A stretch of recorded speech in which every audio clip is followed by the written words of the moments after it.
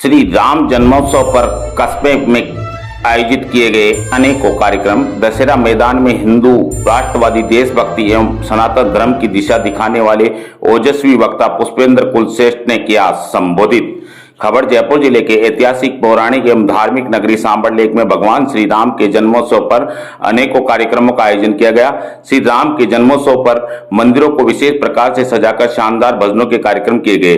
साथ ही भगवान की रथ यात्रा भी नगर भ्रमण के लिए निकाली गई एवं रात्रि में हिंदूवादी राष्ट्रवादी एवं सनातन की दिशा दिखाने वाले ओजस्वी वक्ता पुष्पेंद्र कुलश्रेष्ठ ने दशहरा मैदान में मौजूद आम जनता को संबोधित करते हुए भगवान श्री राम के जन्मोत्सव की बधाइयां देते हुए सनातन एवं हिंदू संस्कृति के साथ साथ संविधान के साथ छेड़छाड़ करने के सबूत के साथ बताते हुए पांडाल में मौजूद श्रोता की आंखें खोलकर रख दी, जिससे क्षेत्र के युवाओं में जागृति का नजारा देखने को मिल रहा है। हिंदू संस्कृति एवं सनातन के साथ छेड़छाड़ करने के अनेक प्रमुख उदाहरण दिए, जिसमें सर्वप्रथम हमारे संविधान के बारे में छेड़छाड़ करने वालों के खिलाफ ओजस्वी भाषण देते हुए कहा कि हमारा वही संविधान होना चाहिए जो कि संविधान के निष्पक्ष, निडर, ईमानदार रचयिता बाबा साहब भीमराव अंबेडकर ने हमारी सनातन संस्कृति को नमन करते हुए संविधान के प्रथम पृष्ठ पर भगवान श्री शिव शंकर भोलेनाथ के वहां नंदी भगवान एवं भारत महान लिखा हुआ था, मगर राजनीतिक ठेकेदारों,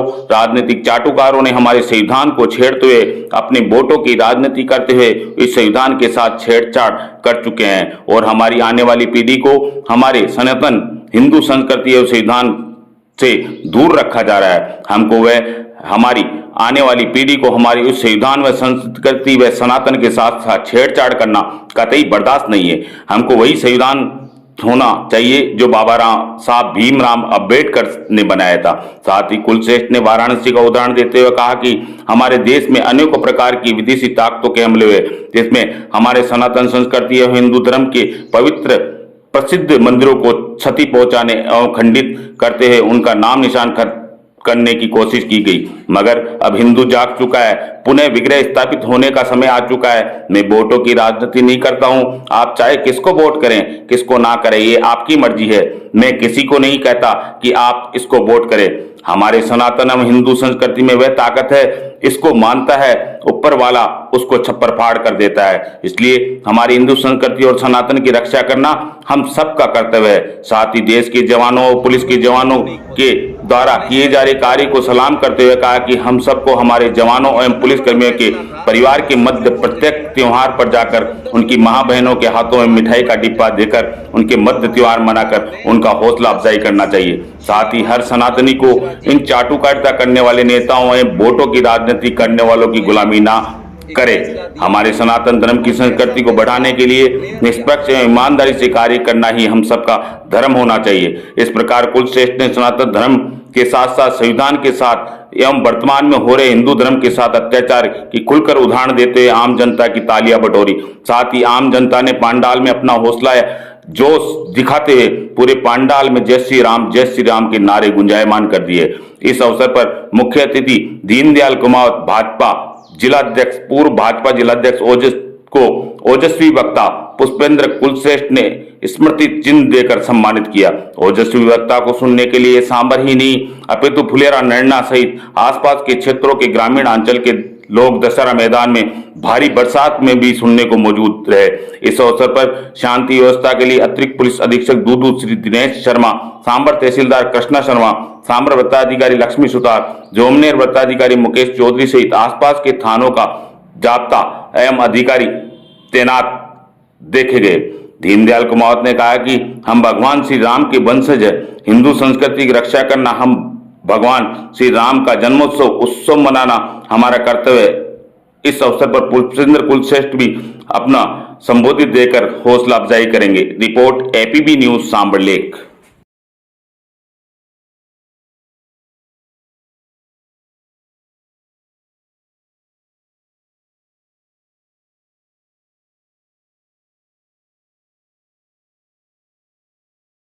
पैर नहीं छूने हैं किसी को, और पैर जिसको छूने हैं अपनी माँ के पैर छूने। आपकी जो फोटो हो रही है तो आप अन्य को आने दें, पैर छूने की आवश्यकता नहीं पड़ेगी।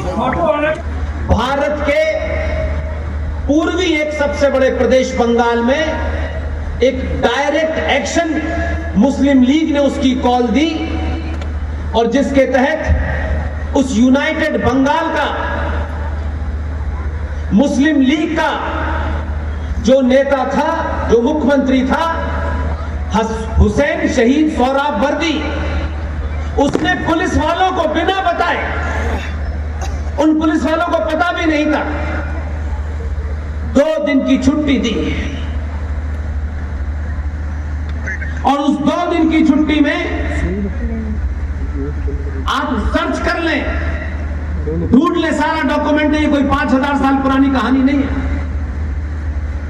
मुसलमानों ने, मुस्लिम लीग ने मुसलमानों से डायरेक्ट एक्शन करने के लिए कहा, और जिसे आप इतिहास में डायरेक्ट एक्शन के नाम से पढ़ते हैं, कलकत्ता किलिंग के नाम से पढ़ते हैं, और 10 से 12 हजार सनातनी हिंदू मां बेटियों की लाशें बंगाल की सड़कों पे थी। ये 14 अगस्त 1946 की घटना है, और जैसे ही यह हुआ, तत्काल प्रभाव से आप सोचिए, इन घटनाओं को जोड़िए तो आप समझ में आएगा कि मतलब क्या था। जैसे ही यह हुआ, इमीडिएटली 2 सितंबर 1946 अंग्रेज अफसर वॉबिल ने यकायक देश के महान नेता जवाहरलाल नेहरू को 2 सितंबर 1946 को शपथ दिलाई देश के प्रधानमंत्री की। जब वो शपथ ले रहे थे तो यूनियन जैक उनके सर पे था, और जिस पे शपथ रख के ले रहे थे वो ग्रेट ब्रिटेन के राजा के नाम पे शपथ ले रहे थे, और एक अंग्रेज बोबिल उनको शपथ दिला रहा था। और 2 सितंबर हुआ, और उसके इमीडिएटली 9 सितंबर को भारत के संविधान के लिखने की प्रक्रिया शुरू हो गई। इन 7 घटनाओं से आपको पता चलेगा कि हमारे साथ हुआ क्या है, और इससे आगे चलते हैं। आप सबको, हम सबको यही पढ़ा है, हम भी यही जानते थे भाई 15 अगस्त 1947 को भारत आजाद हो गया, सारे अंग्रेज चले गए, हमारा संविधान, हमारे रूल, हमारी पुलिस, हमारी सेना, सारे नियम कानून हमारे, यही हमको लगता था, क्योंकि हम ये मानते थे कि ये मक्कार झूठे लोग नहीं है। लेकिन अब जाके पता चलता है, और ये इसलिए पता चल रहा है कि जितनी उनकी ताकत थी तब तक ये तथ्य आप नहीं पहुंच सकते थे, लेकिन संचार क्रांति के इस दौर में कोई दुनिया का डॉक्यूमेंट आपसे दूर नहीं है। लिहाजा इस आजादी के बाद दूसरी घटना, और मैं ये बात इसलिए कहता हूं ताकि आपको, आप किसे वोट दें किसे न वोट दें, ये मेरा कभी एजेंडा नहीं है। वोट बहुत छोटी सी चीज है, सरकार चुनना भी बहुत छोटी सी चीज है। जो समाज यथार्थ जान जाता है, जिसको सही पता चल जाता है, वो इतिहास की भूलों को आने वाले समय में ठीक अपने आप कर लेता है, बशर्ते कि उसे सच बताया गया हो। हम आजाद हैं। 1946 में जो सरकार बनी,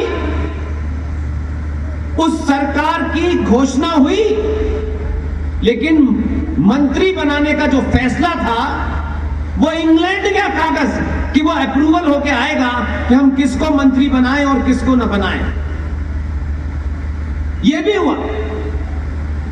उसी मंत्रालय में सरदार पटेल को होम मिनिस्टर ऑफ ब्रॉडकास्टिंग दी गई, बलदेव सिंह को डिफेंस मिनिस्टर बनाया गया, आसिफ अली को ट्रांसपोर्ट मिनिस्टर बनाया गया, जॉन मिथाल थे उनको फाइनेंस मिनिस्टर बनाया गया, राजेंद्र प्रसाद को food and civil supply minister बनाया गया, जगजीवन राम को लेबर मिनिस्टर बना। ये पूरी लिस्ट बनी।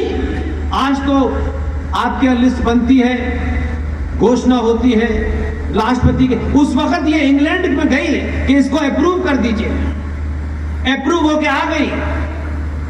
लेकिन 24 अप्रैल 1948 का ये डॉक्यूमेंट है। ये नेशनल आर्काइव से निकाला हुआ डॉक्यूमेंट है। इस डॉक्यूमेंट से आपको पता चलेगा कि हम आज कहां खड़े हैं।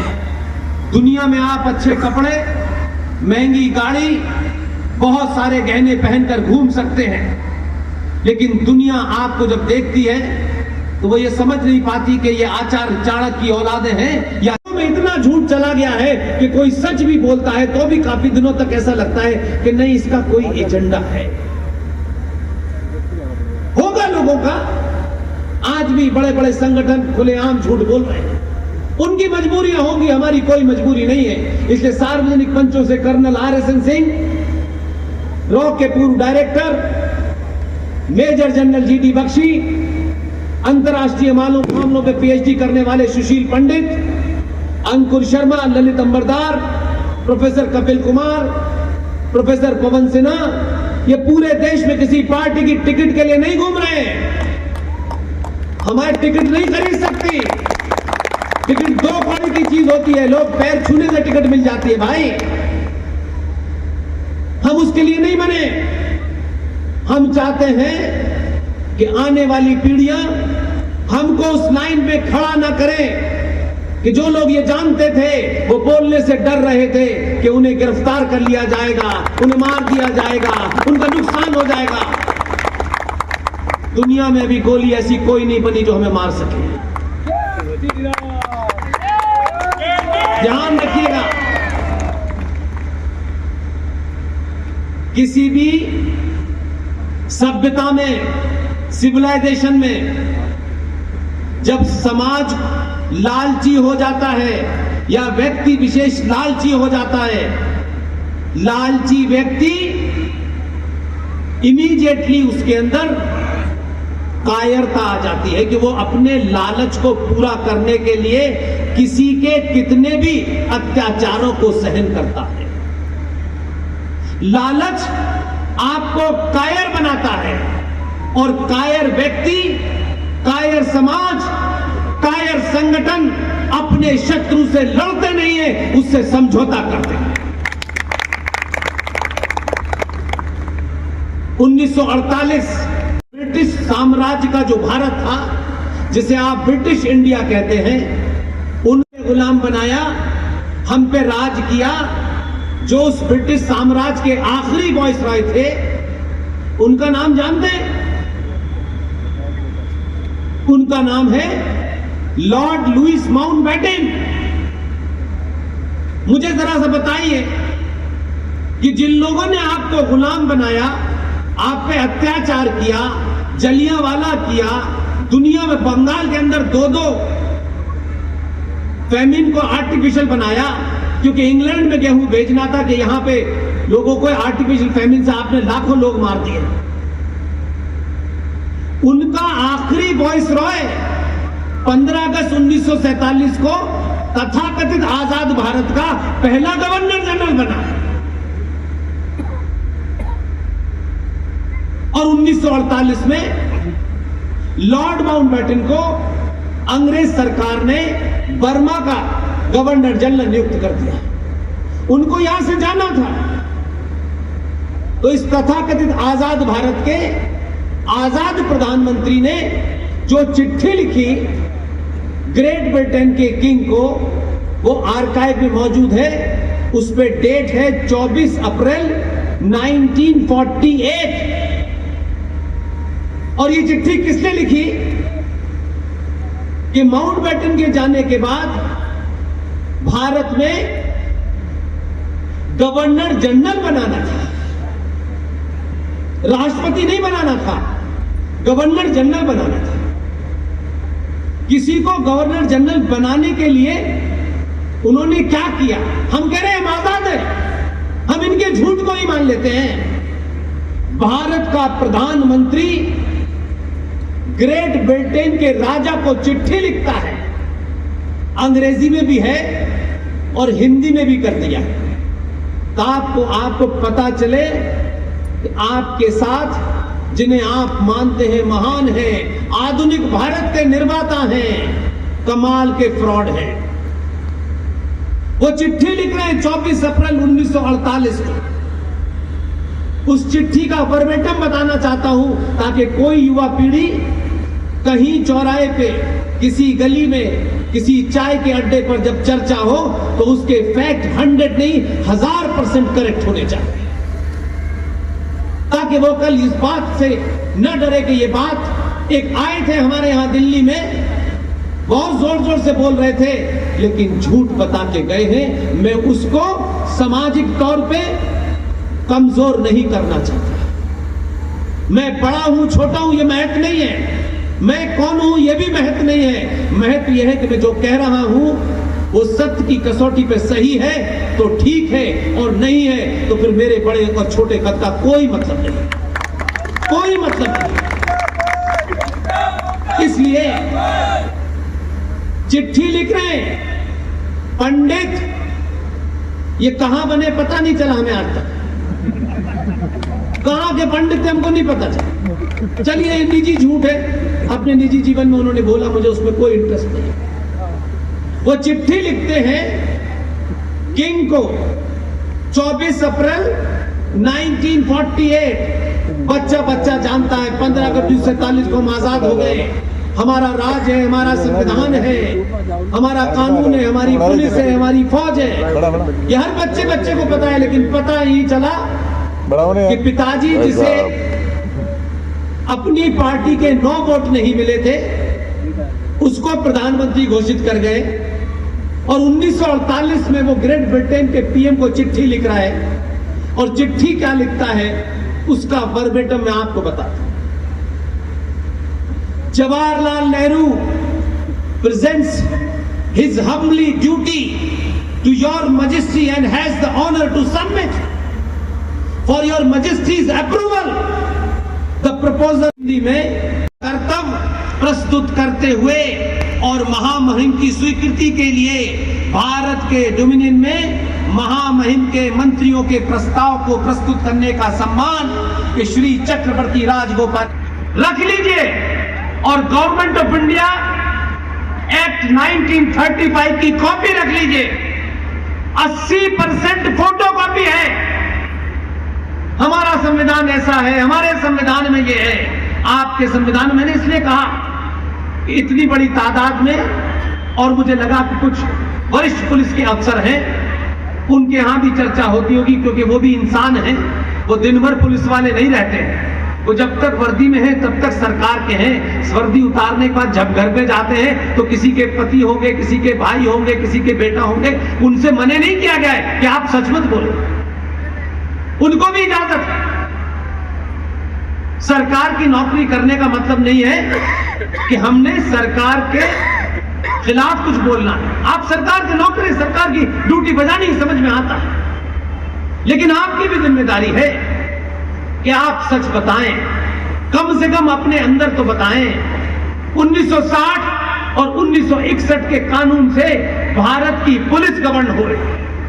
1960 के कानून का एविडेंस एक्ट आज भी चल रहा है।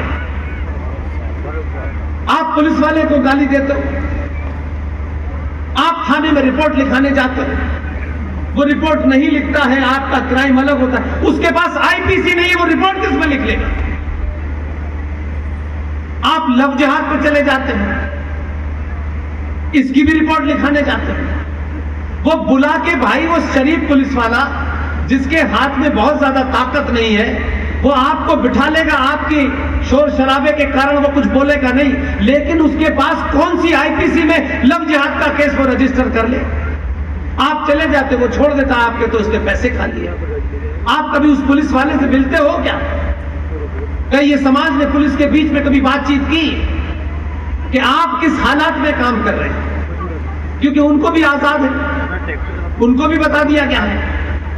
तो ये थानों का जब स्थापना हुई तो ब्रिटिश काल में हुई, और ये थाने क्यों बने? भारत में कई ऐसे प्रदेश हैं जहां अंग्रेजों ने राजाओं और महाराजाओं के थ्रू अपना शासन किया, वो सिर्फ पैसा लेने आते थे। बहुत सारी जगह वो सीधे तौर पर राज करते थे। तो इसलिए लगान लेने के लिए जब वो गांव में जाते थे तो वहां गांव के ग्रामीण लोग उनका विरोध करते थे, हिंसा होने का डर रहता था। तब थानों का निर्माण किया गया कि थानों में जो लोग हैं पुलिस वाले, ये उनके साथ जाएंगे और वहां से वो जो उनमें टैक्स लेना है, ग्रामीणों के असंतोष को दबाना है और टैक्स दिल बांटना है। अब उसको हमारे आम भाषा में ये कहते हैं कि उस वक्त थाने जो थे उगाही के लिए बनाए गए थे। अंग्रेज चले गए, थाना वही है, पुलिस वही है, कानून वही है। अब वो बेचारा सत्ता के धारा में जो लोग बैठे हैं, अच्छे हैं बुरे हैं, उनकी सुन रहा है। तो तब भी गुलाम था, आज भी गुलाम है। उसको कहां परमिशन? एक आईपीएस आदमी पढ़ लिख के आता है, उस पुलिस के तमाम ट्रेनिंग लेके आता है, लेकिन विडंबना देखिए इस देश की कि जो पुलिस वाला एक प्रोफेशनल आदमी है, उसको पता है कि मॉब कैसे कंट्रोल करना है, उसे पता है लाठी चार्ज कब करना है, क्योंकि वो प्रोफेशनल लोगों का काम है। इसलिए किसी भी दुनिया की पुलिस जो होती है प्रोफेशनल होती है। लेकिन ये विडंबना भारत में कि जो इतनी लंबी ट्रेनिंग करके इतने बड़े पद पे आईजी डीआईजी बना है, अगर वो डीआईजी ये समझता है कि एक अनियंत्रित भीड़ जो हजारों को मार सकती है, तो देश की प्रॉपर्टी में आग लगा सकती है या किसी दूसरे वर्ग की हत्या कर सकती है, उस प्रोफेशनल आदमी को यह लगता है कि गोली चलनी चाहिए। लेकिन उसकी मजबूरी देखिए, वो प्रोफेशनल है, वो फैसला ले सकता है, उसने उसकी ट्रेनिंग ली है, तब वो पास होके आया है। लेकिन इतना पढ़ा लिखा प्रोफेशनल पुलिस अधिकारी, 2 कौड़ी के चुने हुए नेता जब तक उसे आदेश नहीं देंगे वो गोली नहीं चला सकते। फिर कहते हैं लॉ एंड ऑर्डर कंट्रोल करो। गोली चलाने के 4 पुलिस वालों को आपने सस्पेंड कर दिया। कोई समाज से उठ के खड़ा हुआ कि क्या इस पुलिस वाले से पूछा गया था कि इसे गोली चलानी चाहिए नहीं चलानी चाहिए? वो 2 कौड़ी का नेता अपने स्वार्थ में कब चलानी चाहिए कब नहीं चलानी चाहिए, किस पे चलानी चाहिए किस पे नहीं चलानी चाहिए, तो नेताजी से को वो पुलिस में आ जाए ना। फिर ये चर्चा समाज में नहीं होनी चाहिए। एक बना बनाया जंग लगा, दीमक लगा सिस्टम चल रहा है, उसी को चलाए जा रहे हैं। हम 70 सालों में सत्ता का बदलाव कर रहे हैं, व्यवस्था में कोई बदलाव नहीं कर रहे हैं। वो वहीं खड़ी हुई है जहां वो छोड़ के गए। इसलिए किसी समस्या का हल आपको मिलता नहीं। आप वोट दे दे तो बात खत्म हो जाती है। इसलिए एक नहीं कई जघन्य अपराध हुए हैं। अब सनातनियों पे मैं आता हूं। ये झूठ दुनिया की किसी कौम ने नहीं बोला जो हमने बोला। हम सबसे सस्ते में बिकने वाले लोग हैं दुनिया में। हम अपने पूर्वजों का बखान करके उस इतिहास में रानी झांसी से लेके छत्रपति शिवाजी से लेकर के महाराणा प्रताप तक की कहानियां तो सुनाते हैं, लेकिन अपने घर में न महाराणा प्रताप हो न शिवाजी हो, हमारे घर में फूल वाला चचा हो जो बेईमानी से 19 साल तक देश का प्रधानमंत्री बने। अमेरिका में बड़े पैकेज में जाएगा, यहां कुछ गरीबों के लोग हैं, वो देश वेश चलाएंगे, छोटी मोटी नौकरी करेंगे, बस ये हमारी मानसिकता है। इसलिए आज भी लिटरल सेंस में, शाब्दिक अर्थों में इन मक्कार लोगों ने शब्द को किस तरीके से ट्विस्ट किया है कि आज भी आप उस शब्द के गुलाम हैं। बड़े बड़े पीएचडी, बड़े बड़े विद्वान, सुबह से शाम भाषण, लेकिन कोई छोटी सी बात जो एक डॉट बराबर है उसके बारे में चर्चा नहीं करता है। आप अपने बच्चे को जहर दे रहे हैं, आपके स्वार्थ पूरे हो रहे हैं, आप उस बच्चे को सच नहीं बता रहे, क्योंकि सच से हो सकता है कि वो बहक जाए। अगर बच्चे सच बताने से बहक जाते हैं तो 95 करोड़ सनातनी अपने बच्चों को बहका दें तो ज्यादा अच्छा है, ज्यादा अच्छा है।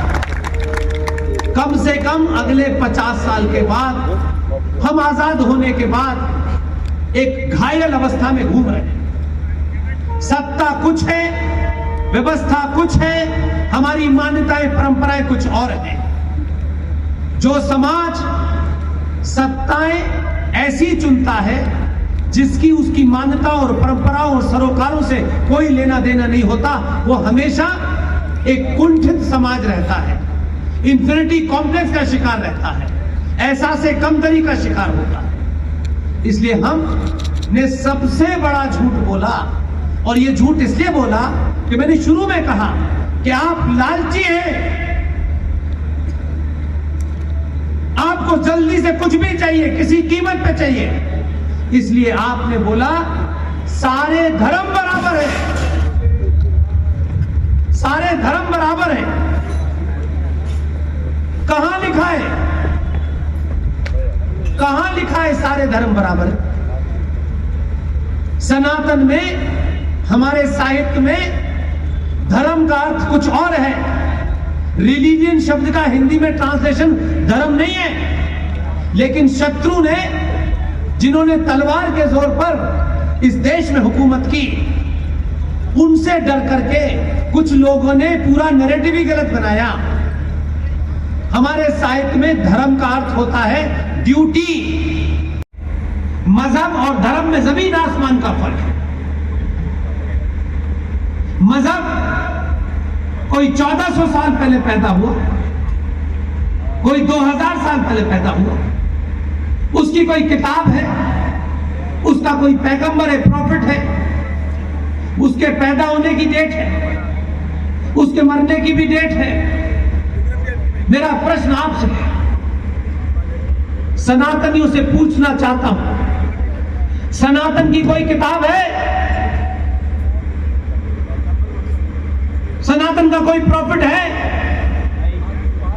उसके पैदा होने की डेट बताएं, उसके जाने की डेट बताएं। सनातन आज के दौर में अगर हम उसको अंग्रेजी में ट्रांसलेट भी करें तो सनातन का अर्थ है शुद्ध रूप से साइंस। हम साइंस को मारने वाले लोग थे, क्योंकि शब्द साइंस उस वक्त तक इजाद नहीं हुआ था जब सनातन था। प्रकृति, नेचर और कुदरत की प्रवृत्ति होती है। चींटी से लेकर के बड़ी से बड़ी चीज जो पैदा हुई है, प्रकृति का मानना है जो पैदा हुआ है उसका एक न एक दिन मरना निश्चित है। सनातन, जब से ये ब्रह्मांड है, ये यूनिवर्स है, ये कायनात है,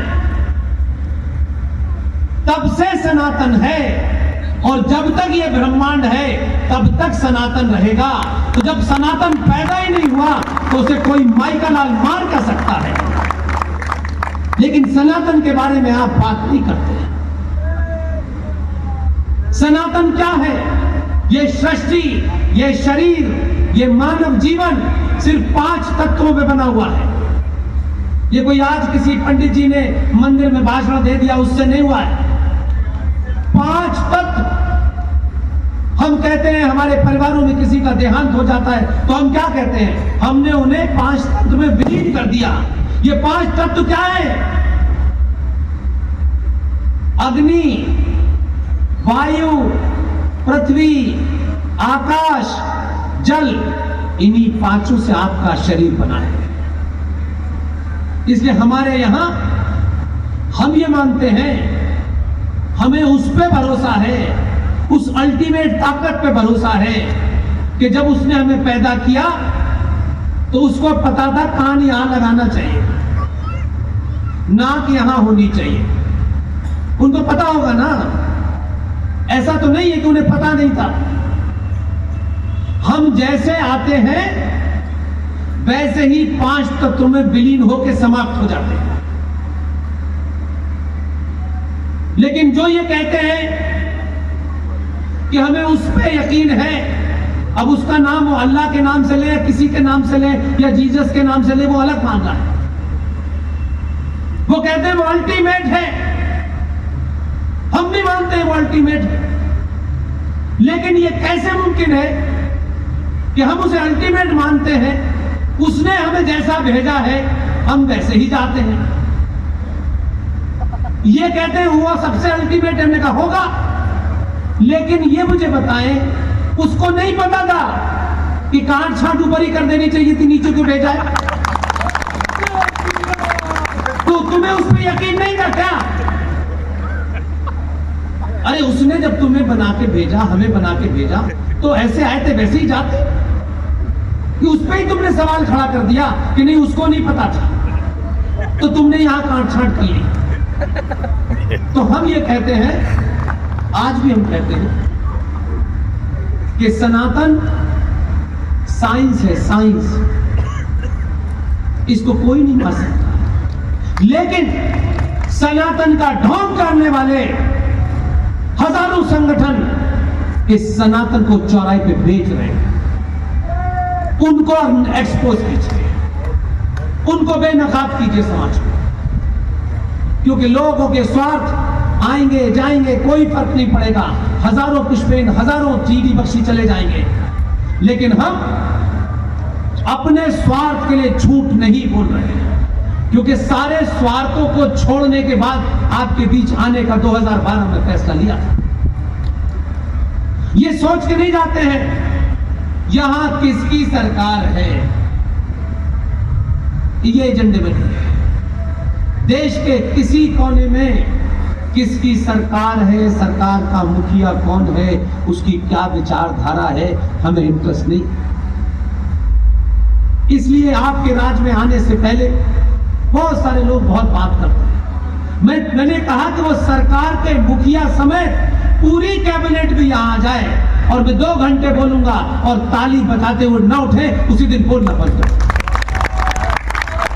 किसी की पार्टी, किसी की विचारधारा एक अलग मसला हो सकता है, कोई हरे रंग की शर्ट पहन रहा है, कोई पीले रंग की पहन रहा है, कोई काले रंग की पहन रहा है, कोई कुछ खाता है नहीं खाता है, लेकिन साइंस में जब बात करेगा तो उसको ताली बजानी ही पड़ेगी। इसलिए आपके संविधान में जो दूसरा जघन्य अपराध हुआ कि जो आपके संविधान के निर्माता थे, उस दौर में भी बहुत महान लोग थे, लेकिन ऐसे महान लोगों को कभी भी हमारे समाज ने आगे नहीं। हम दुनिया की खोज करते हैं, दुनिया पे सवाल उठाते हैं, लेकिन सामने किताब रखी है उसे खोल के नहीं देखते, क्योंकि यह काम तो नेताजी का है, वो बताएंगे हमें क्या करना है। हम तो नेताजी बता देंगे, हम उसी का राग फैलाएंगे। आपके बुजुर्ग, हमारे बुजुर्ग उस स्थिति में जब हालात बहुत बेहतर नहीं थे, जब चाटुकार चरम पे थे, तब भी उस दौर में 2 महान लोगों का नाम मैं हमेशा मन से लेता हूं। आज लोग उनके नाम से राजनीति करें, कोई फर्क नहीं पड़ता है, लेकिन वो 2 लोग शोर नहीं मचाया, हंगामा नहीं किया। आज के दौर के सनातनी हिंदुओं के लिए वो ये काम करके गए, और हमें जब से पता चला है, हम 2012 से जितनी शक्ति हमारे शरीर में है उससे बोल रहे हैं। आज जो लोग सवाल उठा रहे हैं कि बाबा विश्वनाथ, असली बाबा विश्वनाथ कहां है जो बनारस में है, यहां सवाल उठ रहा है। महाराष्ट्र की रहने वाली एक महिला जिसका बालकाल भी बड़े कष्टों में गुजरा, उसका वैवाहिक जीवन भी बड़े कष्टों में गुजरा, लेकिन उस दौर में भी कहां से चली, मध्य प्रदेश के इंदौर की रानी बनी, और 1780 में इंदौर से चल के गई। कहां इंदौर और कहां बनारस। हम ऐसे हीरोज के बारे में बात नहीं करते, क्योंकि हम खुद चाटुकार हैं, इसलिए चाटुकारों के बारे में चर्चा बहुत करते हैं। बनारस गई एक इस्लामिक आतंकी आताताई औरंगजेब, एक लुटेरे ने बाबा विश्वनाथ को खंडित किया। अहिल्याबाई होलकर बनारस गई और उस खंडित शिवलिंग को, जहां अभी तक आप जाते हैं, पिछले लंबे कालखंड से आप बनारस जाते हैं, जिस बनारस के शिवलिंग पे आप और हम दूध चढ़ाते हैं वो खंडित है। लेकिन अहिल्याबाई होलकर की दूरदृष्टि को देखिए, आज तो हम सोच नहीं सकते।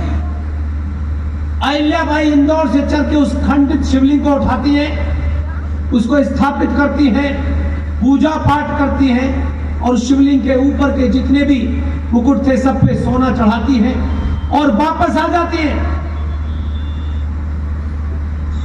उन्होंने 1780 में जब ये किया होगा तो सोचा भी नहीं होगा, लेकिन उस महिला की उस दूरदृष्टि को प्रणाम करना चाहिए भारत राष्ट्र के सनातनी को। कितनी दूर की सोच थी वो, 1780 में करके चली गई। उस खंडित शिवलिंग पे आज भी दूध चढ़ता और काम करके चले जाते हैं। वो इस चिंता में नहीं रहे कि मेरी औलाद अगर मानसिक रूप से अपंग है तो इसी को प्रधानमंत्री बनाना है। वो इस चिंता में नहीं रहते, वो अपना काम करके चले जाते हैं। वो ना अपनी औलादों के बारे में सोचते हैं, ना अपने परिवार के बारे में सोचते हैं। कल मुझे चित्तौड़ करना बोलना, मैं कोई प्रोफेशनल आदमी नहीं हूं कि साएं बाएं कुछ भी बोल दे। 4 लाइन बोलने के लिए 10 बार 10 डॉक्यूमेंट से फैक्ट उसको निकालना पड़ता है। इसलिए क्योंकि मैं किसी को खुश करने के लिए, आज मुझे लगता है कि अहिल्याबाई होलकर ने जो काम किया, मैं सौभाग्यशाली हूं, हमारी पूरी टीम उनके प्रति कृतज्ञ है। हमारे दौर में एक 75 साल के बुजुर्ग, आज हो सकता है लोग नेताओं की नजदीकियों के कारण, कुछ धनाढ़ लोगों के कारण उनकी चाटुकारिता करते हो, और ऐसे योद्धा जो आपके बीच में बैठे हो आप उनका नाम तक नहीं जानते। और जब समाज अपने योद्धाओं को नहीं पहचानता तो समाज में योद्धा बनने की शक्ति खत्म हो जाती है, क्योंकि उनको मालूम है कि ये समाज सिर्फ चाटुकारों का नाम लेता है। आज भी जीवित है, नाम जानते हैं उनका। जो काम अहिल्याबाई होलकर ने 1780 में किया था, वैसा ही एक काम 1992 में जिन साहब ने किया, उनका नाम जानते हैं? उनका नाम है हरिशंकर जैन। जीवित है। हाँ यार, इतिहास 1992 में आप सबको पता है कि अयोध्या में क्या हुआ। वो घटना महत्वपूर्ण नहीं है मेरे लिए। घटना सिर्फ इतनी है कि वहां राम मंदिर था या वहां मस्जिद थी, वो विवाद अलग है, उसमें मेरा कोई इंटरेस्ट नहीं। लेकिन जो भी था, वहां राम की पूजा चल रही थी। जिस दिन ये घटना घटी उस दिन हरिशंकर जैन साहब की मां का देहांत हुआ। मैं आपको ये घटना इसलिए नहीं बता रहा कि मुझे हरिशंकर जैन साहब, मुझे तो आज भी है उनके पैर छूटे। हरिशंकर जैन साहब की मां का देहांत हुआ। मैं उस मनोदशा के बताने के लिए घटना बता रहा हूं। उस दिन भी बड़े शुभ थे और 13वीं के कारण उन्हें घर में रहना पड़ा, क्योंकि वो अकेले बेटे थे। और 13 दिन के बाद इलाहाबाद हाई कोर्ट में पहुंचे। मैंने कहा ना, टिकट की जगह अगर यहां आग लगी हो अपने लोगों के प्रति, तो आदमी तर्क जो है राख में से भी ढूंढ लेता है। हाई कोर्ट पहुंचे। हाई कोर्ट की बेंच के सामने उन्होंने एक तर्क रखा और उन्होंने कहा, मैं अपने आराध्य देवता भगवान राम की पूजा पिछली कई पीढ़ियों से निरंतर कर रहा हूं, जिसमें एक दिन का विघ्न नहीं आया। जय श्री राम। अरे पूरी बात तो सुन लीजिए आप, जय श्री राम के नारे लगाने से भी आगे बढ़ा करिए। उन्होंने कहा कि इसमें विघ्न नहीं पड़ा, लेकिन ये राज्य की जिम्मेदारी है कि जिस भगवान राम की मैं, मर्यादा पुरुषोत्तम राम की मैं पूजा मेरा परिवार कई सौ सालों से कर रहा है, वहां क्या घटना घटी मुझे उसमें कोई इंटरेस्ट नहीं है। क्योंकि मैं ये मानता हूं, और माय लॉर्ड, जो संविधान आपके हाथ में है वो संविधान मर्यादा पुरुषोत्तम राम को एक जीता जागता पुरुष मानता है। पता है आपको ये बात? नहीं पता। भारत के संविधान में भाग 5 पर, भाग 6 पर, भाग 7 पर, जहां पर भगवान राम, माता सीता और लक्ष्मण का चित्र है, वो भारत के ओरिजिनल संविधान है। जज साहब तो नंबर 2 का फ्रॉड बना हुआ संविधान की कॉपी थी, तब उन्होंने ओरिजिनल संविधान दिखाया जिसके पहले पृष्ठ पर नंदी की तस्वीर बनी हुई।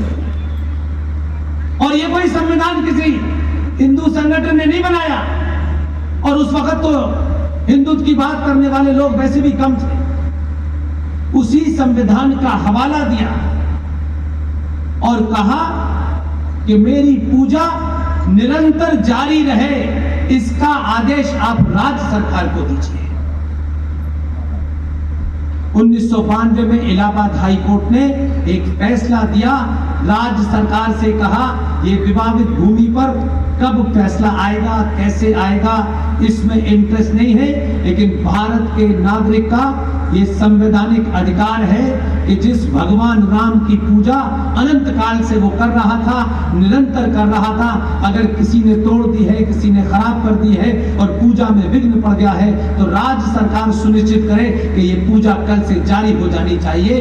तब आप सबने सुना होगा भगवान राम को टेम्परेरी टेंट में रखा गया। विष्णु शंकर जैन के पिताजी हरि शंकर जैन के उस मुकदमे का एक आउटकम आया। अब दूसरी बात कहता हूं जोड़ करके, जिस मनोदशा के हम सनातन कौड़ी के लोग रौंद रहे हैं और हम बचाने के लिए नई नई दुकानें खोल रहे हैं, यहां मंदिर बना लो, वहां मंदिर बना लो। जिस देश में संसद में बैठ करके सब जिम्मेदार हैं, उसमें वो ज्यादा जिम्मेदार हैं जो बड़ी जोर से राम का नारा लगाते हैं, वो ज्यादा जिम्मेदार है, क्योंकि आपकी अपेक्षा उनसे है, उनसे नहीं थी। जो दूसरे 1991 में प्लेसेस ऑफ वर्शिप एक्ट बना, भारत की संसद को किसने अधिकार दिया? मेरे पूर्वजों के पूर्वज अनादि काल से जिन मंदिर थे, जिन मंदिरों के अंदर प्राण प्रतिष्ठा की गई, उन मंदिरों का साइंटिफिक रूप था। किन दलालों ने पार्लियामेंट में बैठ करके इस समझौते को होने दिया कि भारत के 42,000 मंदिर, जो अनादि काल के हजारों साल पुराने मंदिर थे, एक दुकान चलाने के लिए सिद्धि का बस इस पे कुछ नहीं समझौता करेंगे, इस पे आप कर लीजिए, हम मौन नौटंकी करते हुए संसद से बाहर निकलते जाएंगे। ये चिंता नहीं हुई। ये देशव्यापी कानून के खिलाफ बताया नहीं गया कि सनातनी हिंदुओं के वो मंदिर जिनका आर्किटेक्चर दुनिया का कोई आज बड़े से बड़ा आर्किटेक्चर नहीं बना पाया, लेकिन उनके ऊपर 1991 में नरसिम्हा राव के साथ मिलकर कहा सिर्फ अयोध्या छोड़ दीजिए, हमारा तो काम इसी में हो जाएगा। और सबके ऊपर एक कानून बनने पे सहमति जताई और अपने ही वोटरों को और अपने ही लोगों को नहीं बताया। आज 42,000 मंदिर जिनकी कल्पना आप नहीं कर सकते हैं, कहा गया कि इनको जिन आताताइयों ने तोड़ा था, जो भी इसका स्ट्रक्चर है, आज के बाद से ये कानून के तहत आपके नहीं है, ये सरकार के इसमें है। वो टूट रहे हैं, लेकिन नया मंदिर का चंदा इकट्ठा कर लेते हैं हम लोग। जो ऐसे मंदिर हैं जिनकी साइंस आज तक कोई नहीं समझ पाया, उनको छोड़ दिया हमने। किसी ने भी, किसी पार्टी ने भी इस 70 सालों में संविधान में क्या छपा है ये नहीं बताया। संविधान वो किताब है जिसे कम से कम लॉ के स्टूडेंट पढ़ते हैं। तब ये सवाल आता है मेरे मन में कि जब संविधान के अंदर जब पूरा लिख लिया गया, तब उसी संविधान में बाबा साहब भीमराव अंबेडकर के वारिस, दुकानें चलाने वाले, उनके नाम से राजनीतिक विखंडन खड़ा करने वाले, ऐसे तो बहुत मिल जाएंगे, लेकिन बाबा साहब अंबेडकर जितना ईमानदार लीडर उस दौर में था, कोई था नहीं। उन्होंने बहुत सारी बातें साफ साफ बोली हैं। आज बोल दोगे तो पुलिस आपको ये कहते हुए गिरफ्तार कर सकती है कि इससे माहौल खराब हो जाएगा, इस सच के सुनने से दंगा हो जाएगा, क्योंकि कुछ लोग दंगा करने के लिए पैदा हुए, बार बार पर दंगा करते। इसलिए संविधान में जो कुछ वो कह के गए, जो संविधान के अलावा उन्होंने कहा, उसकी चर्चा नहीं होती है। लोग डरते हैं, क्योंकि राजनीतिक दलों को लगता है कि अगर इस पे बोलेंगे तो अभी बोलने से फायदा नहीं हो।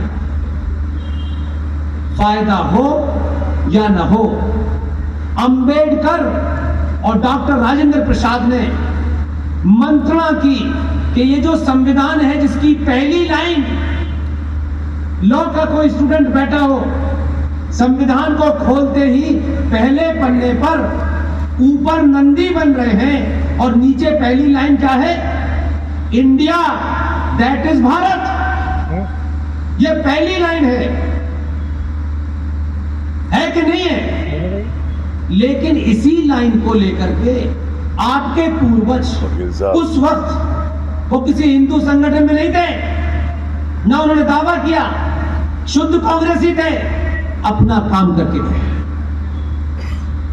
इस बात को उन्होंने पकड़ा और दोनों ने मंत्रणा की कि भाई ये इंडिया तो है, 99% इसमें नीदरलैंड का, इसमें अमेरिका का, ग्रेट ब्रिटेन का, दुनिया जमाने का चूरन चटनी बना करके ये संविधान हमने खड़ा कर दिया है।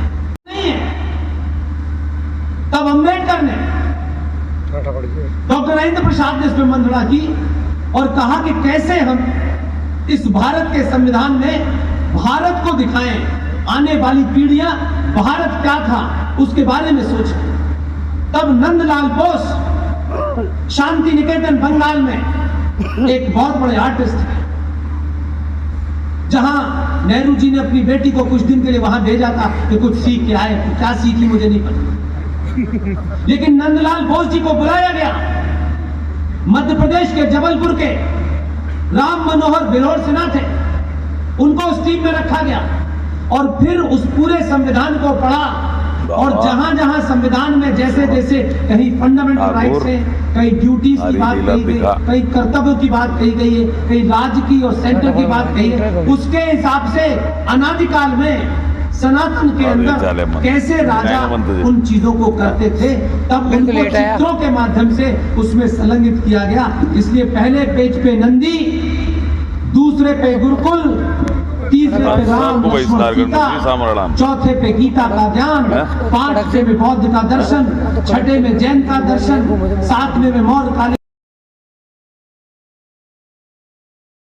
नौ पे सर्व सुलभ शिक्षा, ये वहां लिखी, उसकी तस्वीर है कि कैसे हमारे यहाँ सनातन में कैसे शिक्षा दी जाती है। और उसी में नटराज की मूर्ति है,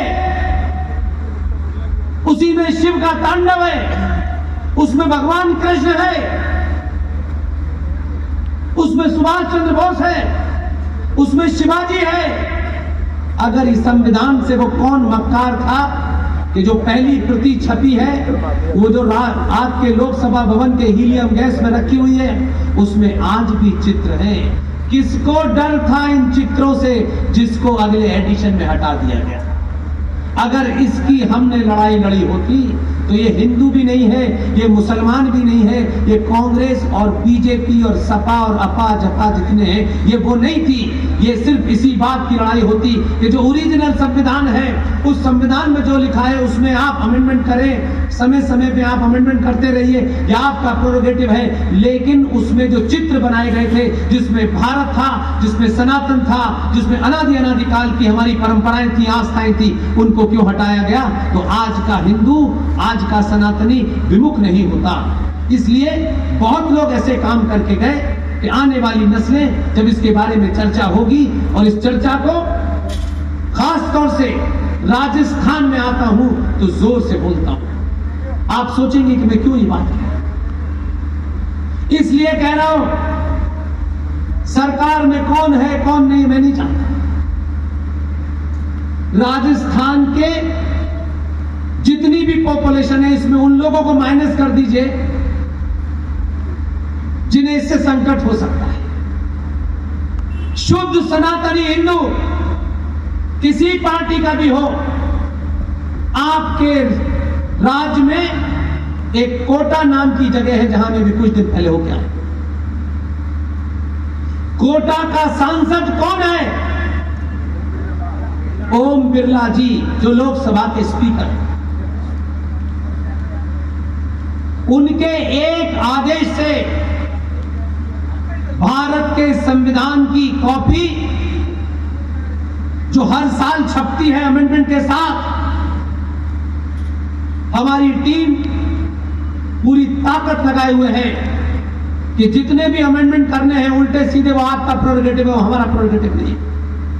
लेकिन उस संविधान के लेआउट में जितनी तस्वीरें हैं उसके साथ नया संविधान छपना चाहिए। आने वाली नस्लों को पता तो चले कि हम कौन थे। और मुझे खुशी है कि ये काम शुरू हो गया है। उसकी कॉपी आपके राज्य के स्पीकर साहब के माध्यम से मेरे पास पहुंचे। मेरे पास कोई बहुत साधन नहीं है इसके लिए। मैं समय समय पर ओरिजिनल संविधान की उन तस्वीरों को डालता हूं जिससे आपके अंदर बोध हो कि आप उनकी औलादें नहीं है जिन्होंने तलवार के जोर पे शलवार पहन ली थी। आपके पूर्वज बहादुर थे। अफसोस यह है कि जिन्होंने तलवार के जोर पे शलवार पहनी वो आपको डरा गए। आप उनको बताइए हम जब नहीं डरे तो तुमसे डरेंगे। आपको सही इतिहास का बोध हो जाएगा तो कोई आपको बहुत बड़ा टॉनिक पीने की जरूरत नहीं है। आपके अंदर सच बोलने की शक्ति आ जाएगी। और जब सच से दुनिया डरती है, ध्यान रखिए, सत्ताएं बहुत डरती हैं कि सच न बोला जाए। लेकिन इस दौर में मैं ये नहीं कह सकता कि ये किताब मुझे मिल नहीं रही, ये इतिहास के बारे में मुझे पता नहीं है, इंफॉर्मेशन मेरे पास नहीं है, किसी खास व्यक्ति ने इतिहास लिखा है वही किताब है। इस संचार क्रांति के दौर में आप दुनिया में सब कुछ प्राप्त कर सकते हैं। इसलिए उन्होंने वो काम किया। लेकिन 1780 में जिस महिला ने उस खंडित मूर्ति की स्थापना की, उसमें और हरिशंकर जैन में एक ही बात कॉमन है। मैंने उनसे पूछा कि कैसी क्या बात थी, क्यों आप गए? बोले मैं पूजा करता था। मैंने कहा वो तो एक तर्क है, लेकिन मैं पॉलिटिकल साइंस का स्टूडेंट हूं, मैं रियल बात जानने में इंटरेस्ट हूं।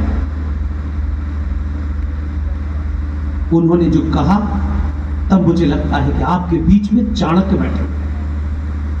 उन्होंने कहा कि अगर मैं नहीं जाता, वो इस हिंदू समाज की मानसिकता के बारे में उन्होंने 2 लाइनों में बात कही। अगर वो उस वक्त नहीं जाते हाईकोर्ट, और हाईकोर्ट अगर ये आदेश नहीं देती और टेंट में राम को स्थापित नहीं किया जाता, इस देश का सनातनी अपने मोहल्ले में राम का मंदिर बनाता और वहीं पूजा करना शुरू करता। लोग अयोध्या जाना भूल जाते हैं। अब कहां जाएंगे? जाएंगे 30 साल में आप भूल जाते हैं। यही काम अहिल्याबाई होलकर ने किया। वो जानती थी कि उस शिवलिंग को जो असली था उसके ढूंढने में समय नहीं लगाया उसने, उस खंडित को स्थापित कर गई। 1780 से 2019 तक हम खंडित उस शिवलिंग पे पानी चढ़ा रहे थे। तब उसको नहीं पता था कि भारत में एक दिन बदलाव होगा और ये सनातनी 2 रुपए किलो चावल में नहीं बिकेगा, और अपने समाज के हीरो को, जो समाज में संकट है,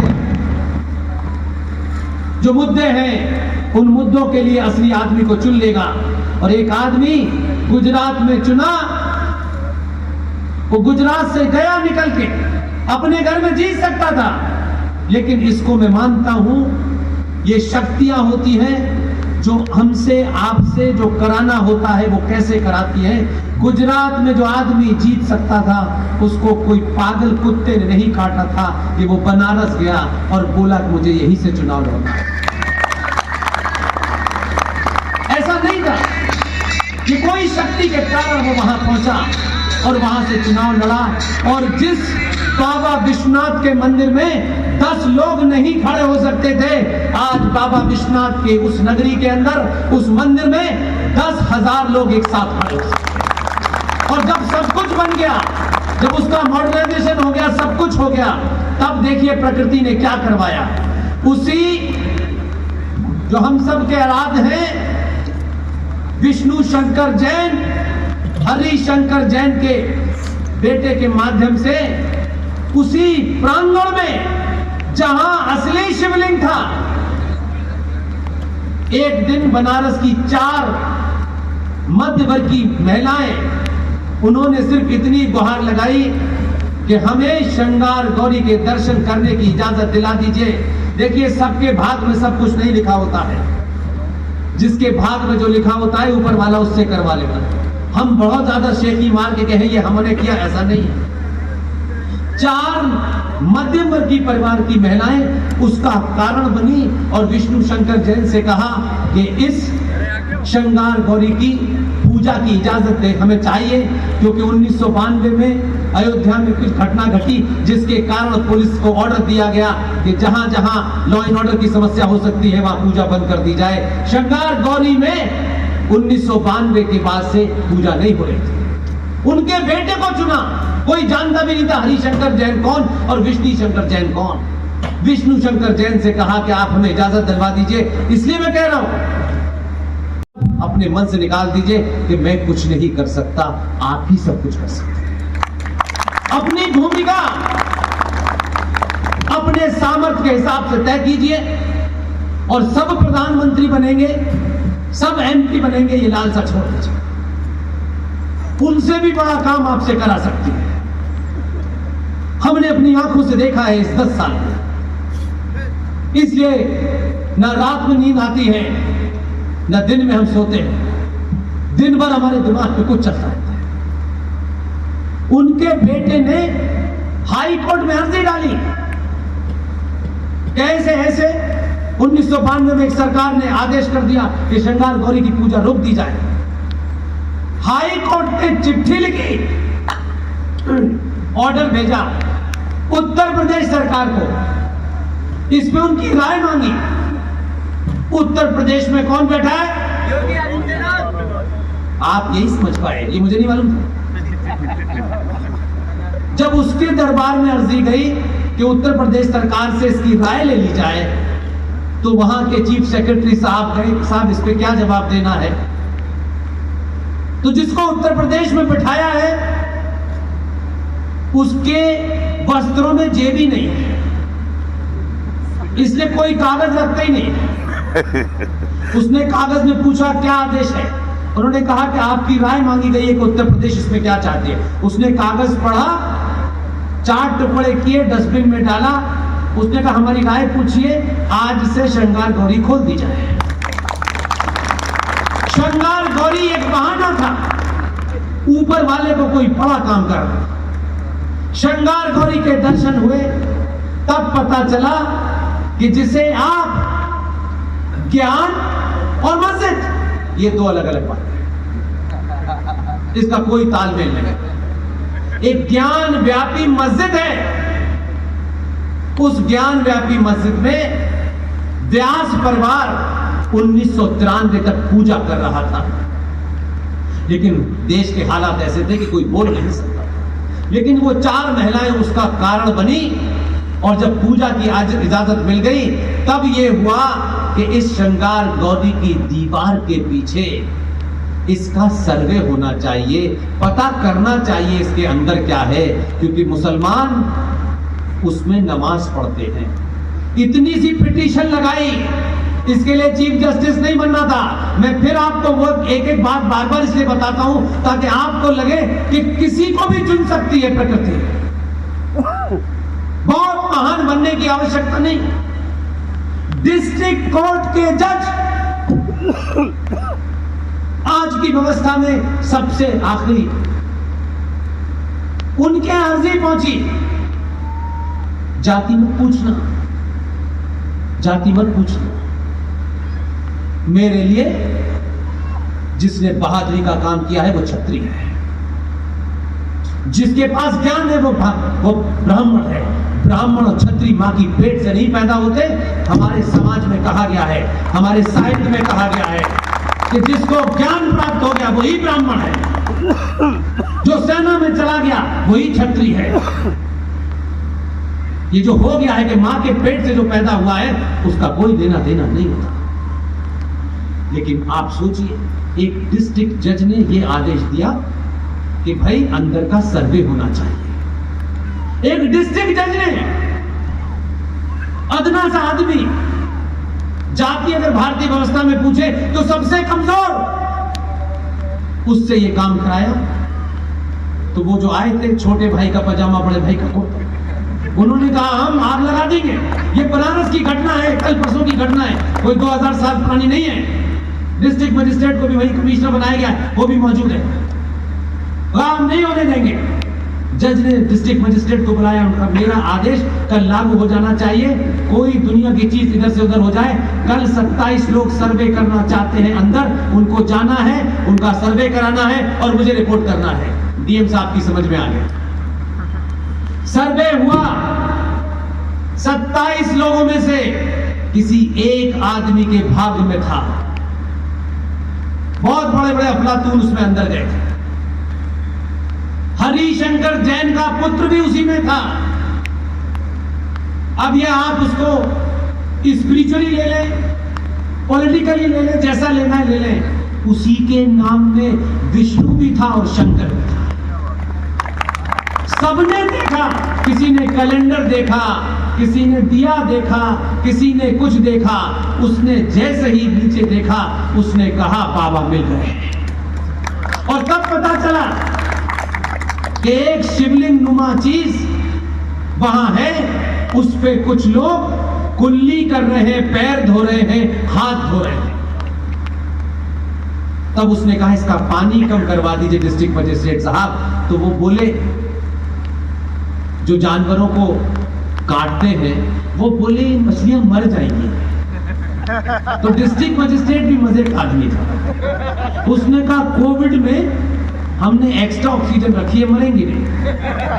पानी घटाया तो पता चला ये शिवलिंग है। और वहां खड़े होकर के विष्णु शंकर जैन ने जब अपनी दृष्टि डाली तो 83 फीट एग्जैक्टली जहां बाबा नंदी बैठे हुए हैं उनके सामने वो शिवलिंग था। तो वो क्या बोले, हड़बड़ाहट में क्या बोले? वो बोले ये शिवलिंग नहीं है, ये फव्वारा है। मैंने उनसे कहा, वो विष्णु ने मुझे बताया ये फव्वारा बता रहा है। मैंने कहा कोर्ट में खड़े होना और कहना कि जो 1400 साल से अपने साइज का पजामा नहीं बना पाए वो फव्वारा। कोर्ट का आदेश हो गया, कहा गया कि इस पूरे अहाते को जहां बाबा विश्वनाथ है इसे सील कर दिया जाए। और बाबा विश्वनाथ वहां है। विष्णु शंकर जैन को चुना, हमें चुना, आपको चुना। मैं नहीं आपकी परीक्षा ज्यादा लूंगा, आप इस सभा को यही समाप्त करें। लेकिन एक बात अपने आप से वादा करें कि आज के बाद किसी चाटुकार संगठन, किसी दलाल संगठन, किसी पार्टी का सनातनी गुलाम नहीं बनेगा। सच बोलो, पूरी ताकत से बोलो, आपके भाग में जो है वो चल के आएगा। किसी के जूते उठाने और किसी के पैर पकड़ने से आपको कुछ नहीं मिलेगा। आप मुझे इस बारिश में भी सुना, राजस्थान की पुलिस की धैर्य की इम्तिहान नहीं लेना चाहता, ये ताली बजाना चाहते हैं, बजाती है।